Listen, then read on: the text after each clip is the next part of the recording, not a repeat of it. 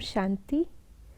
आज 3 सितंबर 2025 है और आज की मुरली में फिर से बाबा ने याद की यात्रा को याद किया है। याद हमारा मुख्य सब्जेक्ट है और उसके साथ साथ सेवा भी समाई हुई है। बाबा ने आज कहा हम सब मैसेंजर्स हैं जो सबको ये याद दिलाते हैं कि हम आत्मा हैं। हम बाबा को याद करके योग अग्नि से अपने विकर्मों को विनाश करें। तो इसी याद के सब्जेक्ट को पक्का करने के लिए, ज्वाला स्वरूप बनाने के लिए आइए सुनते हैं बाबा के अव्यक्त इशारे। समय प्रमाण। अब सर्व ब्राह्मण आत्माओं को समीप लाते हुए ज्वाला स्वरूप का वायुमंडल बनाने की सेवा करो। इसके लिए चाहे भट्टियां करो या आपस में संगठित होकर रूह रिहान करो, लेकिन ज्वाला स्वरूप का अनुभव करो और कराओ। इस सेवा में लग जाओ तो छोटी छोटी बातें सहज परिवर्तन हो जाएंगी। बाबा हमेशा महत्व देते हैं संगठन को।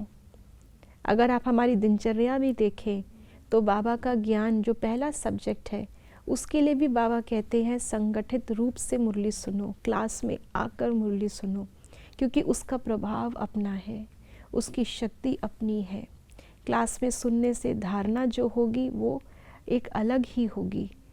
अपने आप सुनने से अकेले अकेले लकड़ी जलती रहे तो कुछ इतना चमत्कार नहीं कर सकती। ऐसे ही योग भी बाबा कहते हैं संगठित होकर के।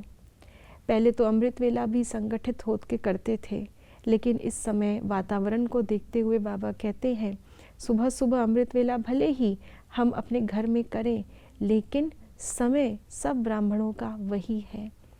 तो इसलिए भले ही हम अलग अलग कर रहे हैं, लेकिन उसी समय पर कर रहे हैं जब सब आत्माएं, ब्राह्मण आत्माएं कर रही हैं, तो वो भी संगठित हो गया।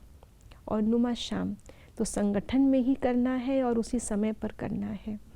ऐसे ही बाबा कहते हैं कि अगर संगठित रूप से हम योग की अग्नि प्रज्वलित करेंगे तो उससे परिवर्तन जल्दी होगा, उससे विनाश ज्वाला जल्दी प्रज्वलित होगी।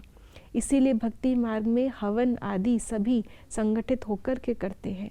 कराने वाला एक ब्राह्मण ही होता है, लेकिन यज्ञ में सभी शामिल होते हैं, हर कोई आहुति देता है।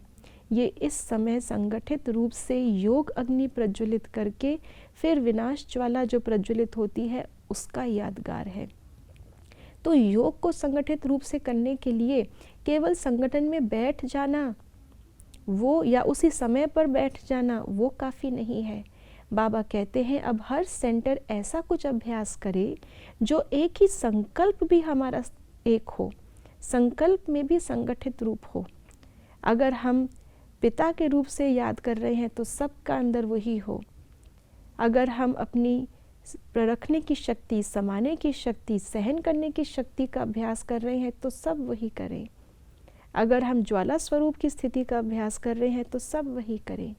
तो ऐसा संगठित रूप से जो पुरुषार्थ होगा वो ना केवल सब ब्राह्मणों को पास लाएगा, लेकिन सर्व आत्माओं की भी सेवा करेगा। ओम शांति।